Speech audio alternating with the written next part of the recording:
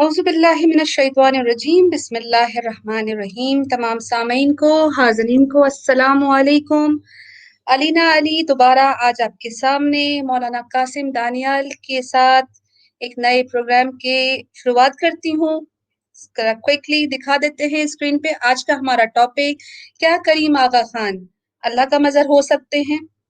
इस टॉपिक को चूज करने का रीजन, जैसे कि पिछले हफ्ते ही आपको बताया गया था, ये हमारा रेफ्यूटेशन यानी रद्द का एक सीरीज है जिसमें हम इनके रिनाउंड और छोटे मोटे इनके इस्माइली स्कॉलर्स को सही जवाब देते हैं इस्लाम और अहदीस से, कुरान की रोशनी से। मौलाना कासिम ने इस चीज का बेड़ा उठाया है कि ये इन छोटे मोटे जो अभी आपके सामने बहसल हिकमा पेज आपके स्क्रीन पे दिखा देते हैं, बहसल हिकमा का पेज है।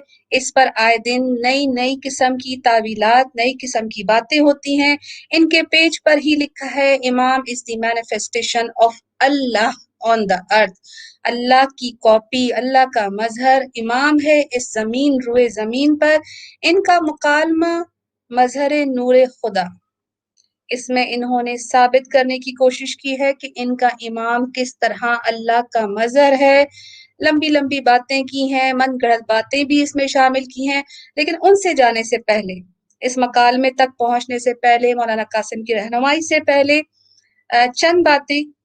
प्रोग्राम के आखिर में हम आपसे भी सवालात का एक हिस्सा लेंगे, आपके भी सवालात के जवाब लेंगे, जो कि इस प्रोग्राम के जो मेन टॉपिक्स है उससे हट के होगा। तब तक थोड़ा सा आपको इंतजार करना पड़ेगा, अपने सवालात रेडी रखिए। प्रोग्राम के आखिरी 15 मिनट में आपके सवाल लिए जाएंगे। पैदा होता है सवाल ये कि ये मजहर खुदा का जो कॉन्सेप्ट है, क्या ये इस्माइली मिशनरी खुद से बयान कर रहे हैं या फिर इनके इमाम का भी कुछ ऐसा क्लेम है। तो इसी सिलसिले में एक थोड़ा सा बैक हिस्ट्री लेके चलते हैं। स्क्रीन पे मुलाहिजा कीजिए, 1975 में करीम आगा खान ने अपने आप को खुदा का मजहर कहा। अर्ली 70s में आगा खानी अकीदे की बुनियादों पर जमातों में बहुत ज्यादा कॉन्फ्लिक्ट्स होने लगे थे। इस्माइली जो इस्लामिक स्टेट जैसे पाकिस्तान, सीरिया, अफगानिस्तान में रहते थे, बमुकाबिल नॉन इस्लामिक स्टेट्स जैसे कि कनाडा, कीनिया, युगांडा वगैरह में रहने वाले इस्माइलियों के साथ इनका एक कॉन्फ्लिक्ट हुआ। और इस्लामिक मुल्कों में रहने वाले इस्माइलियों के इस तनाज़े को रिजॉल्व करने के लिए करीम आगा खान की चेयरमैनशिप में हेड ऑफ इस्माइलिया एसोसिएशन, ये स्क्रीन पे आप देख सकते हैं, हेड ऑफ इस्माइलिया एसोसिएशन और इस्माइली स्कॉलर्स की क़यादत में पेरिस में 1975 में एक कॉन्फ्रेंस बुलवाई गई। इस कॉन्फ्रेंस का मकसद करीम आगा खान के रूहानी स्टेटस के मुतालिक जो अनसर्टेनिटी पाई जाती थी, उसको एक दफा में ही तमाम जमातों में यकसा डिफाइन किया जाए और उसकी तालीमात को इम्प्लीमेंट किया जाए। इस कॉन्फ्रेंस में इस्माइलिया एसोसिएशन फॉर पाकिस्तान के एक फंडामेंटल बिलीफ्स ऑफ इस्माइली यानी बुनियादी अकायद इस्माइलियों पर एक पेपर भी सबमिट किया गया। लेकिन कॉन्फ्रेंस के शुरा ने इस पेपर को गैर जरूरी समझते हुए उसे खारिज कर दिया, जबकि कुछ इस्माइली बुनियादी अकायद को इस कॉन्फ्रेंस में वाजे भी किया गया। और जो बुनियादी अकायद वाजे किए गए ये स्क्रीन पे मौजूद हैं। ये उन्हीं के जो पेपर था, सबमिट था, उसी का ये आपको एक्सपेक्ट दिखाया जा रहा है। इस कॉन्फ्रेंस की रिपोर्ट नैरोबी में 5 मई 1975 में इकबाल रूपानी ने पब्लिश की थी, जो कि Ismailia association central coordination office के कोऑर्डिनेटर थे। इस रिपोर्ट के पेज नंबर 6 में इमामत को कुछ इस तरह बयान किया गया है, जो कि आप अभी अपनी स्क्रीन पर देख सकते हैं। द इमाम to be explained as Mazhar of God. इमाम को इस तरह बताया जाए जैसे कि वो खुदा का मजहर है। जाहिर सी बात है, ये एक प्रॉपर पेज पब्लिश हुआ, रिपोर्ट पब्लिश हुई। चेयरमैनशिप जो थी वो करीम आगा खान की थी और उन्हीं के इमा पर, उन्हीं के हुक्म पर उनको इस तरह एक्सप्लेन किया गया। अब आइए, मजहर क्या, मजहर खुदा क्या मायने रखता है। मजहर के जो लफ्जी मायने हैं वो है कॉपी, नकल, जाहिर, उस जैसा, अक्स वगैरह। और खुदा के मजहर का मायने क्या होगा? खुदा की कॉपी, खुदा का जाहिर, खुदा की जो है वो अक्स, खुदा जैसा, इस तरह की बातें। अब ये तसव्वुर मुसलमानों के लिए مسلمانوں کے لیے بہت زیادہ کفریہ اور سنگین توہین آمیز تصور ہے، لیکن اسماعیلی آغا خانیوں کو بآسانی یہ قبول ہو جاتا ہے کیونکہ ان کے ابتدائی جو اینسسٹرز آباء و اجداد کا تعلق ہندو مذہب سے تھا۔ جیسا کہ ہم سب جانتے ہیں کہ ہندو فلسفی میں زمین پر کثیر یعنی بڑی تعداد میں ان کے آسمانی دیوتا جسمانی حالتوں میں دیوتاؤں کی روپ میں، جیسے کہ ان کے ایک فکشنل کریکٹر بھگوان جن کا وشنو ہے، وہ رام اور کرشن کے روپ میں بار بار ظہور پذیر ہوا دنیا میں۔ انہی دیوتاؤں کے مظہر کو اوتار کہا جاتا ہے۔ اب آئیے یہ جو اوتار والی بات ہے اس پر ہم کمپلیٹ ایک پروگرام رکھیں گے، لیکن آپ کے سامنے کچھ شاکنگ چیزیں کہ ان کی ہی کتابوں سے 10 اوتار ان کی کتاب ہے، فیروز لدھا نے اسے دوبارہ سے ریکمپائل کیا۔ آپ کے سامنے اس کا ایک اسکرین شاٹ سینڈ کر رہی ہوں، ذرا دیکھیے گا، اس میں صاف ٹاپ پہ لکھا ہے 10 انکارنیشن آف گاڈ وشنو دی علی، حضرت علی کو وشنو کا اوتار کہتے ہیں۔ اس کے بعد یہ نیکسٹ اس کا آپ دیکھیے گا کہ حضرت علی کو دا گریٹ علی کیا کہتے ہیں؟ ماچھا یعنی کہ مچھلی کے روپ میں، کوربا کچھوے کے روپ میں۔ نعوذ باللہ، حضرت علی کو انہوں نے کتنے کتنے روپ میں، اینیمل جانور اور ہیومن، لائن اینڈ ہیومن، نعوذ باللہ بہت دل دکھتا ہے، لیکن یہ ان کی کتابوں کی حقیقت ہے۔ 10 اوتار، یہ جو نور علی نور کا کانسیپٹ ہے، خدائی نور ایز ان 9th انکارنیشن، شری وشنو، شری بدھا، آدم، حضرت شیش کا ذکر ہے، حضرت آدم کا ذکر ہے، اور آخر میں حضرت علی کو اس نور سے ملایا گیا، یہ آپ کے سامنے موجود ہے۔ اس کے بعد یہ مولا علی کو اوپر ٹاپ پہ لکھا گیا ہے کہ 10th انکارنیشن آف لارڈ شری وشنو، اور اس کے بعد انہوں نے اول الامر تک کہا حضرت علی کو، اس کے بعد ان کو ننکلنکی اوتار کہا۔ آگے جا کے سب سے کفریہ بات جو آتی ہے، مولانا سلطان Muhammad Shah Ali change his dress, انہوں نے اپنا ڈریس تبدیل کیا، انہوں نے مینیفیسٹ ہوئے، وہ شامل ہوئے، ملے کس میں؟ مولا شاہ کریم الحسینی حاضر امام، نور علی نور، لائٹ اپون لائٹ۔ اس کے بعد کہتے ہیں شاہ کریم الحسینی حاضر امام جو ہے وہ اس پوری تخلیق کا مرکز ہیں، سینٹر آف آل کریشن۔ الکریم کا مطلب بہت زیادہ معاف کرنے والا، وہ دے دیتا ہے، اور وہ یہ omnipresent, omniscient, omnipotent, ہر جگہ موجود، حاضر اور ناظر، نہ ختم ہونے والا حضرت علی کا نور ان کا امام۔ یہ تمام سب باتیں بتانے کا مقصد یہ ہے کہ اسماعیلی عقیدے کی روٹس ہندو مذہب کی فلسفی سے ملتی ہے۔ اگر ہم آپ کو اسکرین پر بھی دکھا دیں کہ ان کے جو کتاب ہے 10 اوتار ہمارے پاس موجود ہے، فیروز حسین لدھا جو ان کا حضور مکھی رہ چکا ہے، اس نے دوبارہ سے کمپائل کیا۔ کامنٹس کی بھرمار ہو چکی ہے، میں انشاءاللہ اپنی بات مکمل کرنے کے بعد ایک آپ کا کامنٹ ضرور اسکرین پہ دکھاؤں گی۔ آ جاتے ہیں ہم اس بات پہ کہ یہ جو ان کا بحث الحکمہ کا ظہور والا جو مظہر نور خدا کا جو ان کا مکالمہ ہے، اس کا اصل مقصد ہمیں رد کرنا ہے۔ مولانا قاسم سے رہنمائی لیتے ہوئے سوال پہلا ان کے اسی جو مکالمے کا فرسٹ پیج ہے، اس میں یہ ایک واقعہ بیان کرتے ہیں حضرت ابو ہریرہ سے متعلق کہ حضرت ابو ہریرہ مدینے کی گلیوں میں صدا لگا رہے تھے کہ میں نے مدینے کی گلیوں میں رب کو چلتے پھرتے دیکھا۔ لمبا واقعہ ہے، اسی کی وضاحت لیتے ہیں کہ رب کو کیسے چلتے پھرتے دیکھا اور اس روایت کی کیا حقیقت ہے۔ مولانا قاسم، السلام علیکم ورحمۃ اللہ وبرکاتہ۔ وعلیکم السلام ورحمۃ اللہ وبرکاتہ۔ الحمد للہ والصلاۃ لأہلہ اما بعد۔ سب سے پہلے یہ جو ٹاپک ہے مظہر خدا، یہ مظہر کے معنی ماشاءاللہ آپ نے سامنے رکھا۔ چند ایک معنی جو اس کا بنتا ہے، لفظ عربی کا ہے، اس کا معنی اس کے علاوہ مثل، ثانی، ظاہری رخ، اشکارا، عکس، صورت، نشانی، دلیل، نمونہ، تماشاگاہ، اسٹیج، کھڑا، تھیڑ، ظاہر ہونے کی جگہ، اظہار، نظارہ، منظر، جلوہ، ان معنی میں لفظ استعمال ہوتا ہے۔ اب کسی کو انسان یا کسی چیز یا کسی شے کے لیے ہم کہیں کہ یہ خدا کا مظہر ہے، تو اس کے اتنے لفظ مظہر کے معنی ہونے کی وجہ سے دو کیٹیگریز میں ہم اس کو تقسیم کر سکتے ہیں نا۔ ہم کسی بھی چیز کے لیے خدا کا مظہر ہے، مطلب یہ ہے کہ اس کو دیکھنے سے خدا کی قدرت، خدا کی کاریگری، اللہ کا ہونا سمجھ میں آتا ہے۔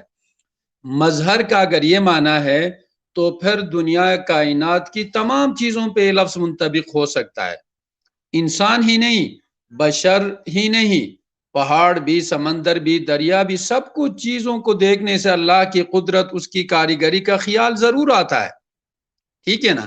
یہ معنی ہر چیز پہ صادق آتی ہے، ہر شے پہ صادق آتی ہے، وہ جانور ہو، بے جان چیز ہو، پہاڑ ہو، زمین ہو، آسمان ہو، جاندار ہو، بے جان ہو، جو اللہ کی وحدانیت پر، اللہ کے موجود ہونے پر، اللہ کی قدرت پر، اس کے کاریگری پر دلالت کرتے ہیں۔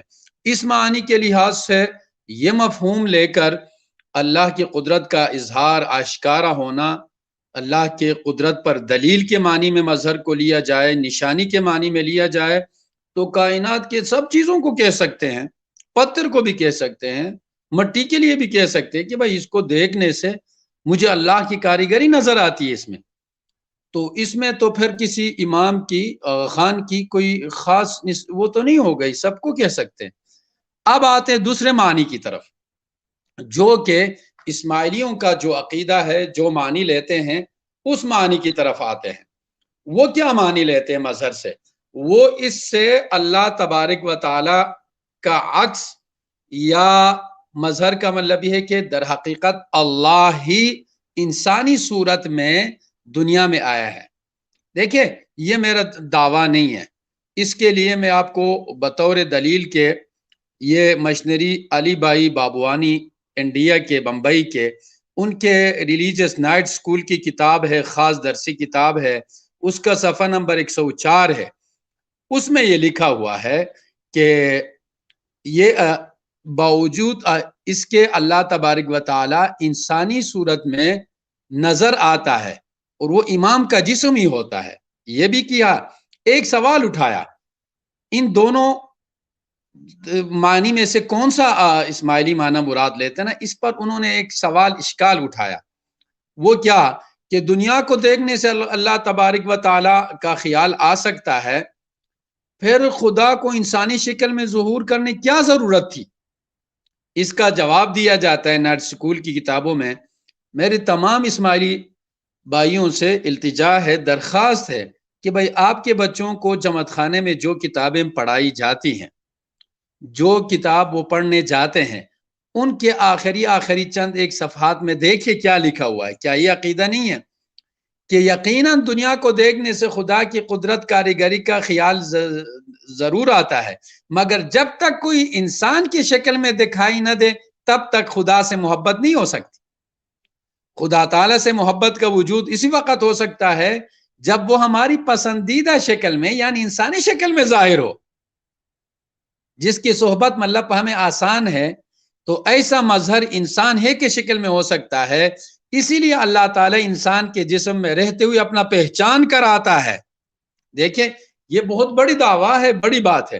تو اس سے مظہر خدا واضح ہو گیا کہ بھائی خدا اپنے ظہور کرتا ہے، اپنے آپ کو دکھاتا ہے، اس شکل میں متشکل ہوتا ہے، اس شکل میں دنیا میں آتا ہے، انسانی شکل میں۔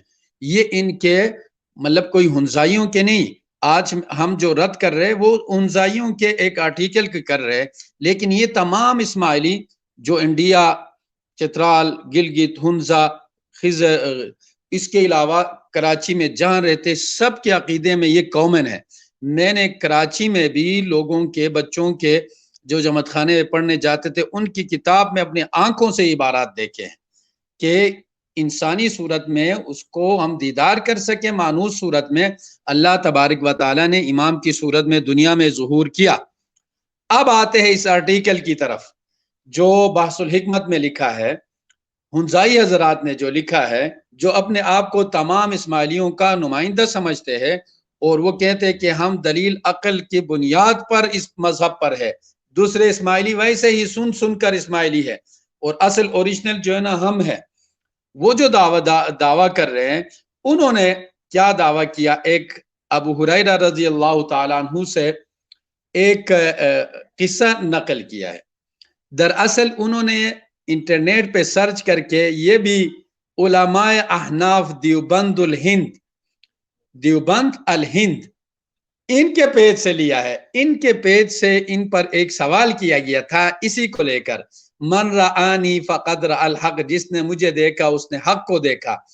اور اس کے بعد ابو ہریرہ رضی اللہ تعالیٰ عنہ مدینہ کی گلیوں میں صدا لگا رہے تھے، میں نے مدینے کے گلیوں میں رب کو چلتے پھرتے دیکھا ہے، کہ بھائی اس کے بارے میں کسی نے سوال کیا ہے علماء دیوبند سے، اور اس بندے نے سوال کرنے والے نے تفسیر روح البیان علامہ اسماعیل حقیقہ اور المرآت المفاتیح کتاب الایمان اس کا حوالہ دیا ہے۔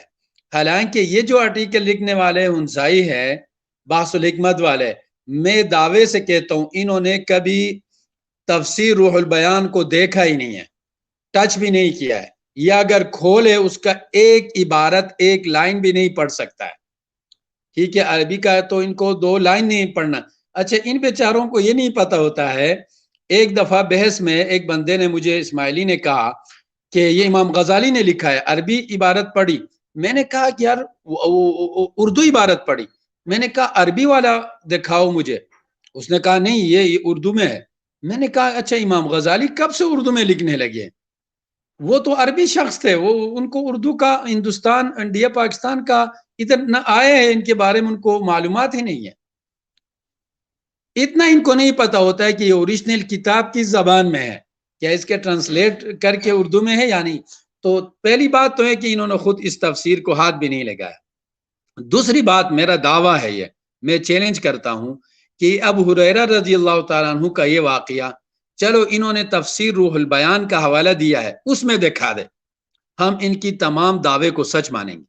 ٹھیک ہے، اس میں دکھا دے واقعہ، اس تفسیر میں یہ واقعہ سرے سے ہے ہی نہیں۔ حالانکہ اس تفسیر والے نے یہ کیا کرتا ہے، یہ تفسیر قرآن کا ترجمے کے بعد اس سے متعلق تمام قسم کے حدیث، صحیح حدیث، حسن جو ہے نا، معلق، منقطع، ضعیف اور من گڑت، تمام احادیث ان کے نیچے روایت کر کے کہتے ہیں کہ بھائی یہ حدیث ہے، تحقیق کرو ان پر، سب میں نے جمع کر دیے تمہارے لیے۔ اس کا انداز یہ ہے اس مفسر کا۔ تو اس کے نیچے جو انہوں نے ایک اچھا، اس سے یہ استدلال کرنا چاہ رہے ہیں نا کہ اللہ زمین میں ہے اور وہ رسول اللہ صلی اللہ علیہ وسلم کے باطن میں، حقیقت میں رسول اللہ صلی اللہ علیہ وسلم خدا تھے، ظاہری روپ میں بشر تھے۔ وہ آگے آ کے ان کا دعویٰ میں آپ کے سامنے رکھوں گا۔ اس بات کو ثابت کرنے کے لیے ایک تو اس من گڑت واقعے سے جس کا سرتا پیر وجود ہی نہیں ہے استدلال کیا ہے۔ دوسرے دلیل کے طور پر انہوں نے ایک حدیث روایت کی ہے، اس میں بھی خیانت کی ہے۔ اس میں سب سے پہلے لفظ انہوں نے لکھا کہ اچھا یہ واقعہ حضرت عمر نے آ کے رسول اللہ صلی اللہ علیہ وسلم کو بتایا، تو رسول اللہ صلی اللہ علیہ وسلم نے فرمایا کہ انی مرآت الرحمن، میں اللہ کا شیشہ ہوں۔ من گڑت ہے، یہ کسی حدیث کے نہ شروع میں ہے کہ میں مرآت الرحمن اللہ کا شیشہ ہوں، وہ یہ دکھا دے کہ کسی بھی حدیث میں یہ لفظ ہے ہی نہیں، یہ اپنی طرف سے جوڑ دیا ہے۔ یہ واقعہ اس سے ملتا بھی نہیں ہے جلتا، یہ کسی حدیث کی کتاب میں نہیں ہے، من گڑت بھی نہیں ہے۔ یہ من گڑت کے حدیث میں ہونا کہ جھوٹی کس نے گڑی، اس میں بھی نہیں ہے۔ البتہ من رآنی فقد رأى الحق، یہ موجود ہے، یہ حصہ موجود ہے، جس نے مجھے دیکھا اس نے حقیقتاً مجھے دیکھا، اس نے سچا مجھے دیکھا۔ میں نے محدثین کی تشریح اس حدیث پہ آگے جا کے عرض کروں گا کہ محدثین کی جماعت نے اس کی کیا تشریح کی ہے۔ دراصل اس حدیث کو دوسرے احادیث کے ساتھ بخاری شریف، مسلم میں، مسند احمد میں، تمام اس میں موجود ہے، وہ ان کے ساتھ نقل کیا گیا ہے۔ وہ یوں ہے، پورے اس کے سند بھی ایک دفعہ میں نے نقل کرتا ہوں، پھر آگے سند ذکر نہیں کروں گا۔ حدثنا خالد بن خیل حدثنا محمد بن حرب حدثني الزبيدي عن الزهري قال ابو سلمة قال ابو قتادة رضي الله عنه قال النبي صلى الله عليه وسلم من رآني فقد رأى الحق تابع يونس وابن اخي الزهري، بخاری حدیث آگے اس کا نمبر ہے۔ یہ جو ساری روایت ہے اس کے ساتھ دوسری روایت بھی بخاری شریف میں موجود ہے، من رآنی فی المنام فقد رأى الحق، من رآنی فی المنام، جس نے مجھے خواب میں دیکھا اس نے سچا دیکھا، مجھے ہی دیکھا. فَإِنَّ الشَّيْطَانَ لَا يَتَكُونُنِي، ایک جگہ یہ ہے. دوسری روایت میں یہ موجود ہے کہ وَلَا يَتَمَثَّلُ الشَّيْطَانُ بِي، شیطان میری صورت میں کسی کے خواب میں آ کر اس سے دھوکہ نہیں دے سکتا. اسی مضمون سے ملتا جلتا من رآنی فی المنام فقد رآنی ان الشیطان لا یتشبہ، جس نے مجھے دیکھا خواب میں اس نے مجھے ہی دیکھا. شیطان میری صورت، شیطان کو اللہ نے یہ اختیار نہیں دیا کہ وہ رسول اللہ صلی اللہ علیہ وسلم کی صورت کو اختیار کرے. البتہ خواب میں آ کے کسی کو یہ جھوٹ بول سکتے ہیں شیطان کہ میں خدا ہوں، یہ بول سکتا ہے، لیکن رسول اللہ صلی اللہ علیہ وسلم کی صورت اختیار کرنے کی اجازت شیطان کو نہیں ہے. ایک حدیث میں یہ بھی ہے، یہ سارے بخاری، مسلم، ترمذی کی روایتیں ہیں کہ من رآنی فی المنام فقد رآنی فإن الشیطان لا يتمثل بی، جس نے دیکھا خواب میں حقیقتاً اس نے مجھے دیکھا، کیونکہ شیطان میری صورت اختیار نہیں کر سکتا ہے. اتنے مضبوط روایتوں سے یہ مضمون ثابت ہے. اب یہ جو ایک ٹکڑا اپنی طرف سے ایڈ کر کے ایک جو حدیث کا ٹکڑا یہ لیتے ہیں کہ من رآنی فقد رأى الحق، اس کی تشریح کہ من رآنی فی المنام، جس نے مجھے دیکھا خواب میں، تو در حقیقت اس نے مجھے ہی دیکھا. یہ نہیں کہ جس نے مجھے دیکھا ادھر الحق اللہ کے صفتی نام کو پکڑ کے ادھر رکھ کے یہ کہ جس نے مجھے دیکھا اس نے خدا کو دیکھا. کسی محدث نے، کسی شخص نے، نہ صحابہ نے، نہ رسول اللہ صلی اللہ علیہ وسلم نے مفہوم بیان کیا. ایک حدیث آگے اس کی تشریح ہے، بخاری شریف کی حدیث واضح ہے اس کے ساتھ. دونوں کتاب الرؤیا خواب میں تمام کو محدثین لاتے ہیں کہ خواب کا ذکر ہے، خواب میں جو رسول اللہ صلی اللہ علیہ وسلم کو دیکھا حقیقتاً اس کو دیکھا. یہاں جو حق کا ہے نا یہ باطل کے مقابلے میں ہے، یعنی جس نے خواب میں دیکھا اس نے باطل کو یا شیطان کو یا کسی اور چیز کو نہیں، اس نے در حقیقت دیکھا مجھے ہی دیکھا ہے. یہ جو انہوں نے باطل چیزوں کو لانے کی کوشش کی تھی ان کی تھوڑی بہت میں نے وضاحت کر دی. البتہ محدثین نے بھی حقہ کے ساتھ انہوں نے کہا کہ تاکید الحق، یہ الفاظ لائے ہیں کہ یہ الحق جو ہے یہ تاکید کے لیے ہے کہ اس نے میری شخصیت ہی کو دیکھا ہے. اور بھی مزید اس کی وضاحت تشریح عربی میں موجود ہے، وہ پڑھنا چونکہ مخاطبین اس کو سمجھ نہیں سکتے، ضرورت نہیں ہے. جتنے محدثین ہیں، علامہ ابن حجر عسقلانی رحمہ اللہ فتح الباری وغیرہ میں اس کی مکمل توضیح تشریح کی ہے. جو اصل مفہوم احادیث سے اس کو بگاڑ کر کسی اور لگانے کی، اپنے باطل عقیدے کو ثابت کرنے کے لیے ایک من گڑت لفظ انی مرآت اللہ میں اللہ کا شیشہ ہوں یہ بھی فٹ کیا گیا، حالانکہ حدیث کا جز ٹکڑا ہی کسی حدیث کی کتاب میں ثابت نہیں ہے. یہ تو اس کو رد کرنے کے لیے میں نے عرض کیا. اب دیکھتے ہیں ان آیتوں سے کیسے استدلال کیے انہوں نے کہا پہلے انہوں نے انہوں نے مقدمے بنائے. پہلا مقدمہ ان کا یہ ہے کہ حضور صلی اللہ علیہ وسلم کی ایک جہت بشریت کی طرف جا رہی ہے. اس سے انہوں نے استدلال کیا کہ جا بجا قرآن میں 2-3 جگہ یہ ہے کہ انا بشر مثلکم یوحی الیہ، میں تمہاری طرح بشر ہوں، انسان. ٹھیک ہے، یہ ہمارا موقف بھی یہی ہے. اہل سنت جماعت کا تمام مسلمانوں کا عقیدہ یہ ہے کہ وہ بشر تھے، اس میں کوئی اختلاف نہیں ہے.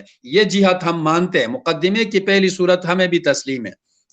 اب انہوں نے دوسرے جہت لایا اپنی طرف سے، کہ دوسری جہت ربوبیت کی طرف ہو رہی ہے. نعوذ باللہ من ذالک، رسول اللہ صلی اللہ علیہ وسلم کی دوسری جہت ربوبیت، رب کی طرف، اللہ کی طرف جا رہی ہے.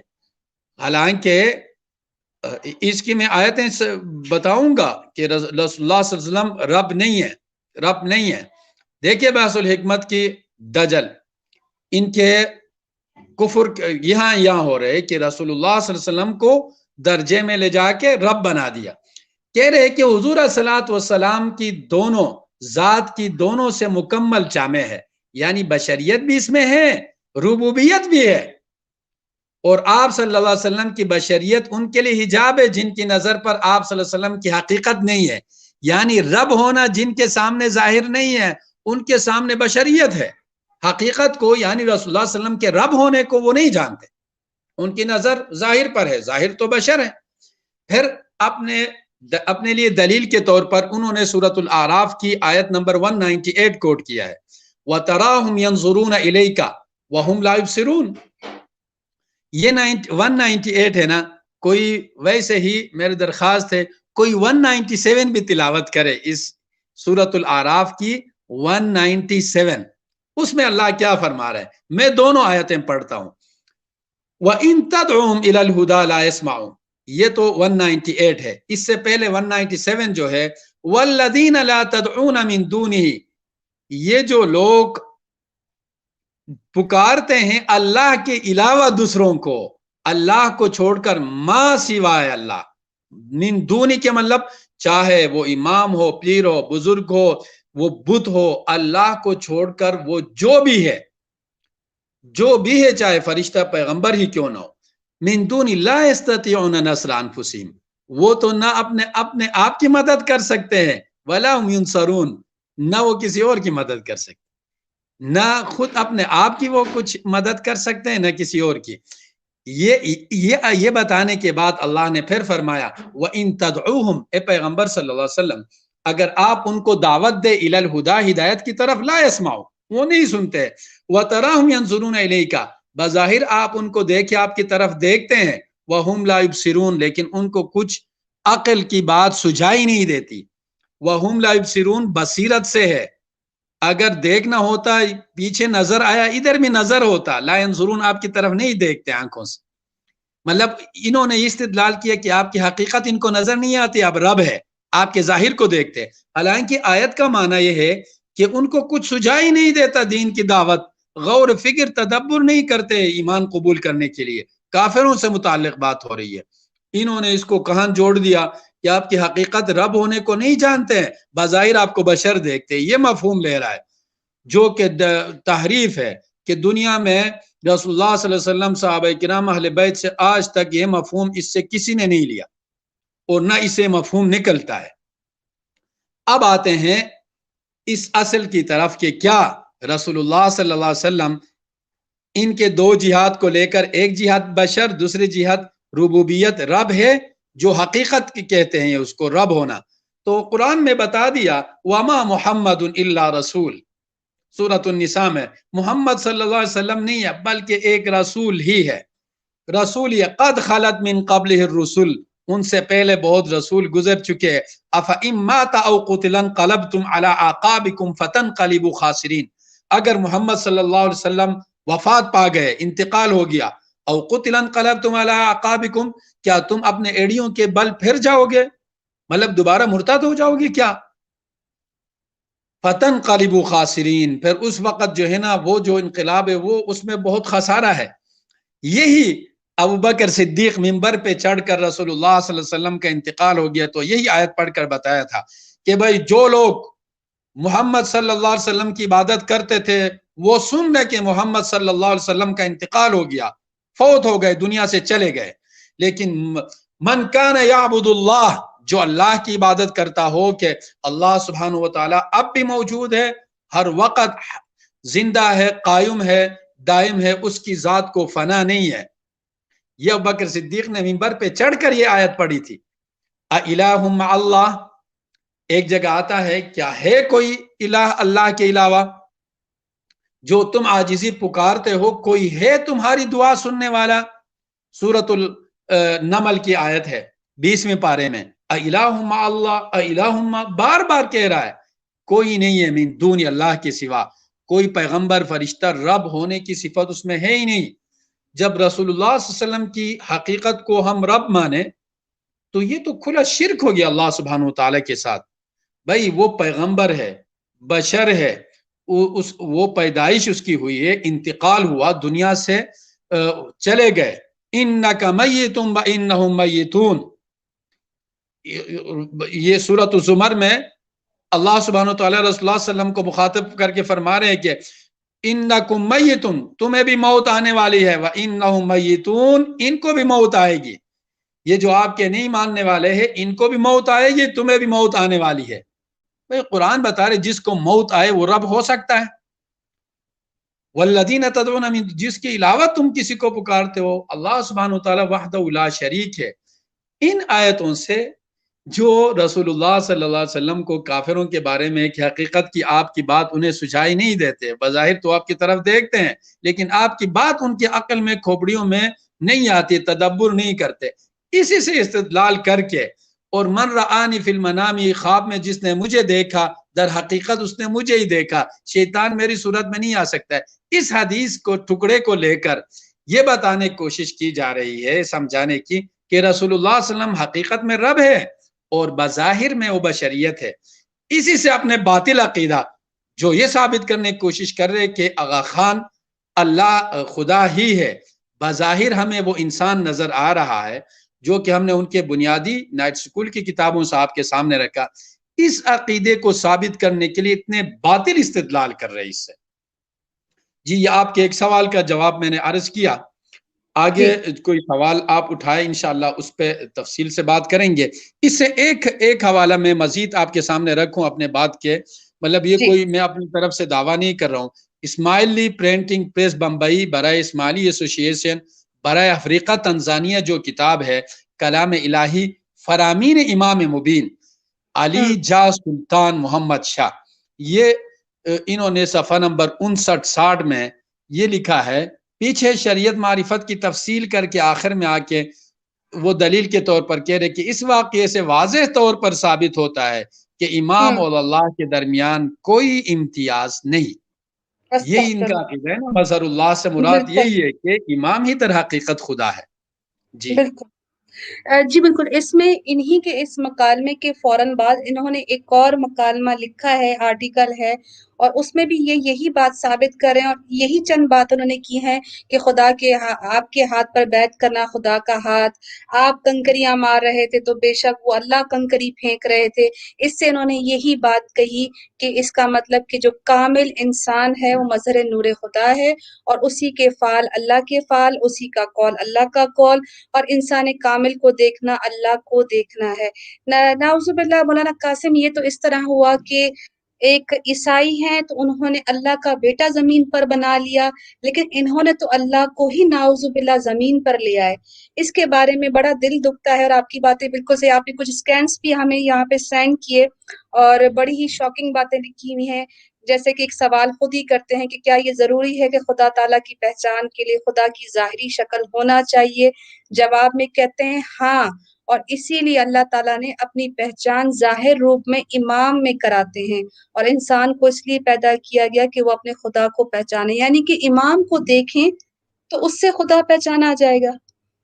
آپ نے ماشاءاللہ پورا جو مکالمہ ہے وہ اچھے سے اس کا جواب دیا۔ اگلا بھی جی جو خدا کا یہ جو دو جی آیتیں آپ نے سامنے لائی اس پہ بات کریں گے انشاءاللہ۔ کرتے ہیں، جی بالکل یہ جو ہے نا وما رمیت اذ رمیت ولکن اللہ رما، بھائی یہ بالکل واضح ہے نا، یہ عام ہمارے محاورات میں بھی باتیں استعمال ہوتی ہیں کہ اللہ سبحانہ و تعالیٰ اس آیت میں فرما رہے ہیں، دیکھیں ایسا ہوا ایک دفعہ لڑائی میں رسول اللہ صلی اللہ علیہ وسلم نے مٹھی بھر مٹی اٹھا کر پھینکا، جب پھینکا نا اللہ تبارک و تعالیٰ نے بطور معجزہ کے اس کے ہوا میں ایسے چلایا کہ ہر کافر کے آنکھ میں جا کے وہ مٹی کے ریزے پڑ گئے، اور اتنے آنکھوں میں تکلیف ہوئی، آنسو بہنے لگے، ان کو کچھ نظر نہیں آنے لگا، اور مسلمان آئین لڑائی میں تھے تو لڑائی میں مسلمانوں نے گاجر مولی کی طرح ان کو کاٹا۔ صحیح۔ تو اس واقعے کی طرف سورۃ الانفال میں اشارہ ہے کہ یہ ہمارا عقیدہ بھی ہے، مسلمانوں کا عقیدہ ہے کہ ہر چیز میں مؤثر حقیقی اللہ تعالیٰ کی ذات ہے، ٹھیک ہے؟ جو بھی کام، دیکھیں چھری کا کام کاٹنا، ہم کاٹتے ہیں، چھری کاٹتی ہے لیکن اس میں حقیقت اثر اللہ کا ہے۔ دیکھیں نا ابراہیم علیہ السلام بھی تو گردن میں لاگ کے زور سے کاٹ رہے تھے، لیکن تیزدار ہونے کے باوجود بھی اوپر سے اللہ نے وہ اثر ہٹا دیا جو حقیقت میں اللہ کا حکم ہوتا ہے۔ چھری کو آگ جلاتی ہے، اس میں جلانے کی صفت جو ہے نا یہ اللہ مؤثر حقیقی، اس میں اللہ کی ذات ہے، حکم اس کے ساتھ ہے، حکم کو ہٹا دے تو آگ جو ہے نا وہ آپ آسمان تک لے جائے نہیں جلا سکتی ہے، پانی میں ڈبونا ہے، لیکن یہ صفت اللہ نے پیدا کی ہے، حقیقی طور پر اللہ کا امر اس کے ساتھ جڑا ہوا ہے۔ یہ صفت کو اللہ روک دے یا ہٹا دے تو پانی اپنے آپ کسی کو نہیں ڈبو سکتا۔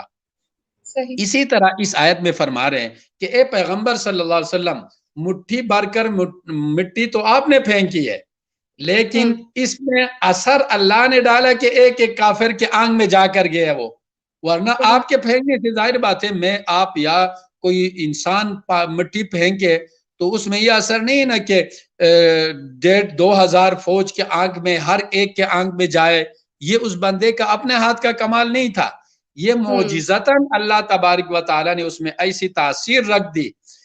تو اس آیت میں بتایا جا رہا ہے کہ وما رمیت اذ رمیت، جو پھینکا آپ نے وہ در حقیقت آپ نے نہیں، آپ نے تو فقط ایک مٹھی اس طرح پھینکی تھی، اس میں جو اثر حقیقی ڈالا ہے ہر کافر کے آنکھ میں پہنچایا وہ ہمارا کمال ہے، وہ کمال ہمارا ہے، اللہ حقیقی اثر کو اپنی طرف بتا رہا ہے. اور بالکل ٹھیک ہے، اس میں کسی مسلمان مومن کو شبہ ہی نہیں ہو سکتا ہے کہ مؤثر حقیقی اللہ کی ذات تھی اور مٹی اٹھا کر پھینکنے کا عمل رسول اللہ صلی اللہ علیہ وسلم کر رہے تھے. اس میں کسی صورت بھی یہ بات سمجھنے میں یہ ثبوت یہ دلیل کے طور پر ہم نہیں لا سکتے کہ دیکھیں حقیقت میں رسول اللہ صلی اللہ علیہ وسلم ہی خدا ہے، حالانکہ اس کی نفی ہو رہی ہے. آپ کے پھینکنے کا کمال نہیں ہے، کمال کا کہ اللہ میرا ہے، اس سے اللہ کی ربوبیت الگ، رسول اللہ صلی اللہ علیہ وسلم کی شخصیت الگ ثابت ہو رہا ہے. وہ اس سے کہہ رہے کہ دیکھیں جو آپ نے پھینکا تھا نا وہ در حقیقت خدا نے پھینکا تھا، لہٰذا آپ حقیقت میں خدا ہے.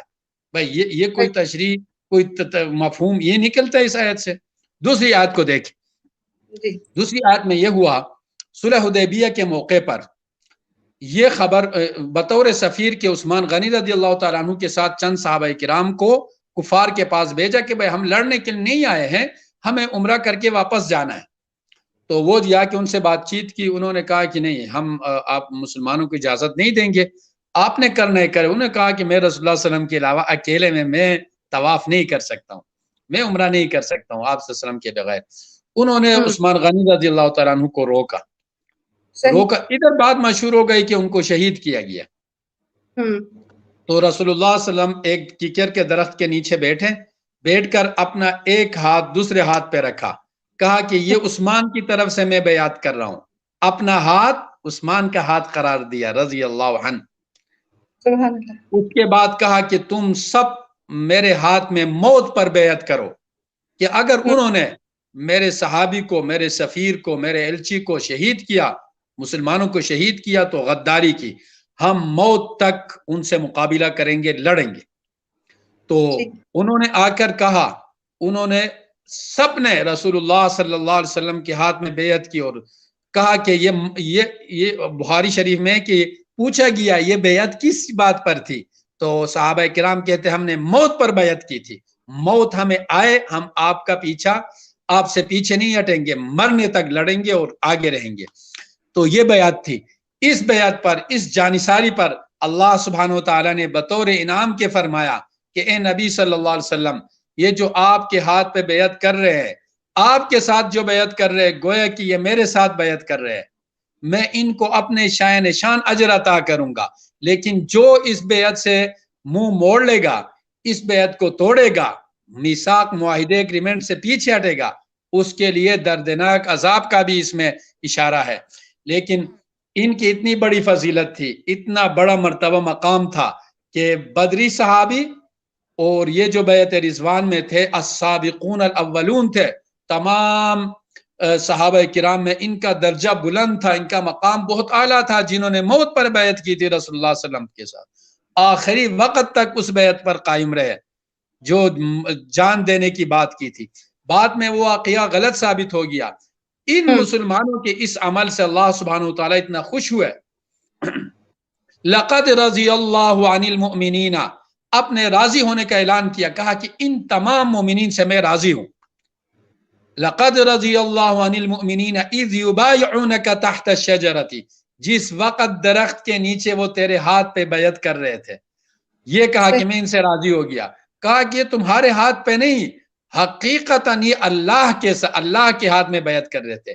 اللہ کے ہاتھ یہاں پر کیوں کہا گیا کہ رسول اللہ صلی اللہ علیہ وسلم کو اللہ نے کہا کہ آپ کے ہاتھ پہ نہیں میرے ہاتھ پہ بیعت کر رہے تھے، مطلب یہ ہے کہ در حقیقت یہ میرے ساتھ ایگریمنٹ کر رہے تھے، جن کے بدلے میں راضی ہو کر ان کو میں جنت عطا کیا. میں نے ان سے راضی ہونے کا اعلان کیا. تو بھائی یہاں کہاں ثابت ہوتا ہے کہ یہ جو ہے نا رسول اللہ صلی اللہ علیہ وسلم کا ہاتھ اللہ کا ہاتھ ہو گیا؟ اللہ کا ہاتھ نہیں. یہاں پر اللہ نے کہا کہ حقیقتاً رسول اللہ صلی اللہ علیہ وسلم آپ سے نہیں، یہ مجھ سے بیعت کر رہے ہیں، یہ بتانا چاہ رہے ہیں. اور واقعی یہ ہے اللہ سے کر رہے تھے، اللہ کا قسم کھا کھا کر بیعت کر رہے تھے. صحیح. تو اس سے بھی یہ ثابت کرنا کہ بھائی یہ جو ہے نا رسول اللہ صلی اللہ علیہ وسلم کا ہاتھ در حقیقت اللہ کا ہاتھ تھا، اور رسول اللہ صلی اللہ علیہ وسلم ہی ربوبیت اس کے لیے ثابت ہے، وہ رب ہے. یہ انتہائی جو ہے نا دلائل کی دنیا میں اہل علم کے سامنے بیٹھ کر اس طرح دلیل دینے نا، تو وہ ان پر جو اپنے بیانات کریں گے، جو ان کی اوقات حیثیت دکھائیں گے، ان کو پتہ چلے گا.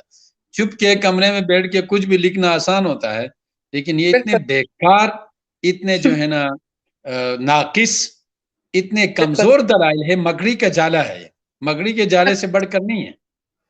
بالکل. اور مولانا قاسم، اگر آپ کو، ہم ہر دفعہ یہی پروگرام میں بات کرتے ہیں کہ ہم نے ان کے جو ہمارا پچھلا رد ہم نے ان کو کیا تھا، اس کے بھی ہم نے ان کے پیجز پہ جا جا کے، مجھے تو بلاک کیا ہے، آپ کو بھی بلاک کیا ہے کامنٹس میں، باقی بھی ہمارے بھائیوں کو کیا. ہم ڈفرینٹ آئی ڈی سے جا کے ان کو لنک دے رہے ہیں کہ آپ آ کے اس کا جواب دیجئے، لیکن یہ ایک اپنے خول میں چھپے ہوئے چھپ کر یہ کام کرتے ہیں. بحث الحکمہ پیج خانہ حکمت سے تعلق رکھتا ہے، نصیر الدین ہنزائی کی تعلیمات کو عام کرتا ہے. نصیر الدین ہنزائی کی تعلیمات پر بین لگا ہوا ہے پاکستان میں. پاکستان میں بیٹھ کے یہ ایک بین آرگنائزیشن کی تعلیمات کو پھیلا رہے ہیں. یہ اس بات کی سنگینی کو نہیں جانتے. اس کے بعد یہ جو بات کرتے ہیں، یہ جو آپ نے ابھی ہمیں بتایا کہ نعوذ باللہ نبی صلی اللہ علیہ وسلم کی ربوبیت کا اقرار انہوں نے بالکل کھلے عام کیا ہے، جیسے کہ ہم سب، آپ مولانا قاسم نے بھی ایکسپلین کیا ان کے اس مکالمے میں بھی. ان کے آرٹیکل سے یہ 2 لائنیں پڑھے نا، یہ 2 لائنیں پڑھے، سننے والے اسماعیلی بھی جو ہے ان کو بھی کان میں یہ بات پڑ جائے گی. یہ جو ادھر سے نا ان آیات میں ایک طرف حضور علیہ الصلوۃ والسلام کی جہت بشریت کی طرف جا رہی ہے. جہت مطلب ایک سائٹ، جہت کہتے سائٹ کو، بشریت مطلب انسانیت کی طرف جا رہی ہے، بھی جاتکاری. ہاں. اور مطلب ان دوسری طرف آیات سے جہت جہاں بشر ہونے کا ربوبیت کی حکم ہے. بات ہو رہی ہے. اب آگے پڑھے دوسری طرف جہت ربوبیت کی بات ہو رہی ہے. حضور علیہ ربوبیت کیا ہے؟ السلام خدائی ان کا خدائیت، اپنا خدا، اللہ ہونا. اللہ ہاں. ہونا. آگے چلے. جس سے حضور صلی اللہ علیہ وسلم کی ذات دونوں لحاظ سے مکمل اور جامع ہے. آپ صلی اس اللہ کا علیہ کیا وسلم کی مطلب ہے؟ اس کا کیا مطلب ہے؟ وہ دونوں انسان لحاظ بھی سے جامع مکمل. مطلب بشر بھی ہے، رب بھی ہے. بشر بھی ہے، رب بھی ہے. رب بھی ہے. آگے چلیں. اور آپ صلی اللہ علیہ وسلم کی بشریت ان لوگوں کے لیے حجاب ہے جن کی نظر میں آپ کی حقیقت پر نہیں ہے. دیکھیں ایک منٹ، حقیقت نہیں ہے مطلب آپ کا رب ہونا جن کو پتہ نہیں ہے وہ بشر ہی سمجھتے. یہ بشر انسان ہونا رب ہونے کے درمیان حجاب ہے، پردہ ہے، یہ بتانا چاہ رہے. بالکل. مولانا قاسم، یہ تو صاف توحید کا انکار ہے، پھر یہ خود کو مسلمان کہتے ہیں ان سب باتوں کے بعد بھی. یہ در حقیقت رسول اللہ صلی اللہ علیہ وسلم کو رب ثابت کرنے کی اس لیے کوشش کر رہے کہ کسی طرح خان کو رب بنائے. بالکل بالکل صحیح کہا آپ نے. وہی ان کا ہندو عقیدہ، ہندو فلسفی، رب کا ہندوؤں زمین سے پر بھی 2 آنا. قدم آگے ہے، ہندوؤں سے بھی آگے. وہ تو کہتے ہیں کہ یہ اوتار ہے، یہ وہ ہے، در حقیقت رب کے اس لیے اس سے مانگتے ہیں کہ یہ ہماری سفارش. اس طرح بھی وہ کہ یہ تو براہ راست اس 21ویں صدی میں آ کے ایک ضعیف، کمزور، ناتوان انسان کو جس کا سلسلہ نسب اہل بیت سے نہیں ملتا ہے اس کو رب بنانے کی کوشش کر رہے ہیں. کوشش کرے. ٹھیک ہے، اب ہم لوگوں کا جیسے وعدہ تھا آپ سے، آپ لوگوں ہمارا جو رد کا جو پورشن ہے وہ الحمدللہ مولانا قاسم نے انہوں نے ثابت کیا کہ ان کا یہ پورا آرٹیکل دھکوسلا ہے، ایک کفر ہے، حد سے زیادہ اس میں توحید کی جو ہے وہ بالکل انکار کیا گیا ہے. اپنے امام کو ثابت کرنے کے لیے حد بے حد انتہا کفریہ باتوں کو انہوں نے ثابت کرنے کے لیے ادھر ادھر کی آیتیں اور من گھڑت قصے ثابت کیے. اب آ جاتے ہیں کچھ سوالات